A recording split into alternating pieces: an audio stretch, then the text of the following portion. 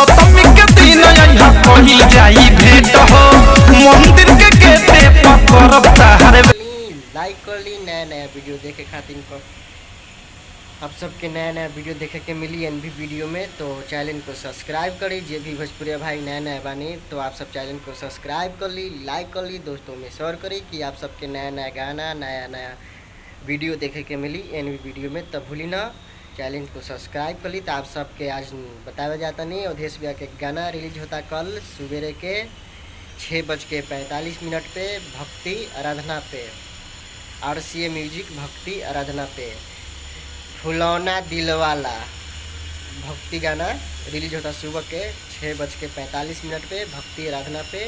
तो आप सब भूली न जाइए और चैनल को सब्सक्राइब करी, लाइक करी, अच्छा लगी वीडियो तो कमेंट करी या दोस्तों में शेयर करी। हाँ तो आप सबके कल सुबह के 6:45 पे आप सबके मिली भक्ति गाना अवधेश भैया के सुने के भक्ति आराधना पे RCA म्यूजिक।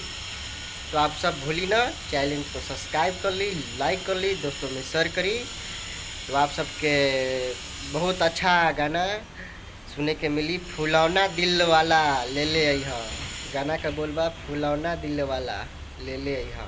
बहुत अच्छा वीडियो शूट भइल बा। तो आप सबके वीडियो के लिंक भी डाल देता नहीं, आप सब देखिए जैसे सब गाना का प्यार डाल देता नहीं और से यहू गाना का प्यार डालते ही या चैनल को सब्सक्राइब कर ली, लाइक कर ली और दोस्तों में शेयर करी कि आप सबके वीडियो नया नया आप सबके पहुँची देखे के एनबी वीडियो के माध्यम से देखे के मिली। तो हमारे चैनल को सब्सक्राइब कर ली, लाइक कर ली, दोस्तों में शेयर करी। तो आप सबके कल सवेरे के 6:45 पे RCA म्यूजिक आराधना भक्ति यूट्यूब चैनल पे आप सबके मिली सुने के। तब भूली ना चैनल को सब्सक्राइब कर ली, लाइक कर ली। आप सबके वीडियो के लिंक थोड़ा बहुत डाल देता नहीं कि आप सबके पता चले कि नहीं सही में गाना आ रहा बा। तो आप सब सुनी और चैनल को सब्सक्राइब कर ली, लाइक करी। जैसे सब गाना का प्यार डाल देता नहीं और से यहू गाना के प्यार डाल दी। बहुत गाना बारी बारी से आप सबके सुने के मिली देखे के मिली। आप सब भूली ना चैनल को सब्सक्राइब कर ली। जब भी एनबी वीडियो में नया नया बानी सब भोजपुरी भाई लोग तो चैनल को सब्सक्राइब कर ली, लाइक कर ली और दोस्तों में शेयर करी। हाँ तो वीडियो के लिंक आप सबके डाल देता नहीं थोड़ा बहुत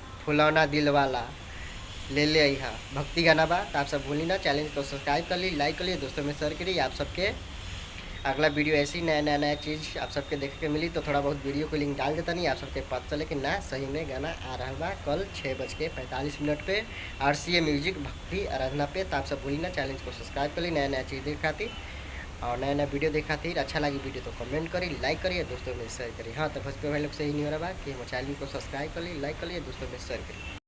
आप सबको वीडियो में गाना सुनने के लिए म्यूजिक नहीं मिल सकता है क्योंकि वीडियो डालेंगे क्लेम आ जाएगा, इसलिए मैं वीडियो में आप सबके पहले मैं बता देता हूँ कि म्यूजिक नहीं है। तो आप सब देखिए वीडियो को जैसे सब गाना का प्यार देते हैं ये भी गाना का प्यार दिला।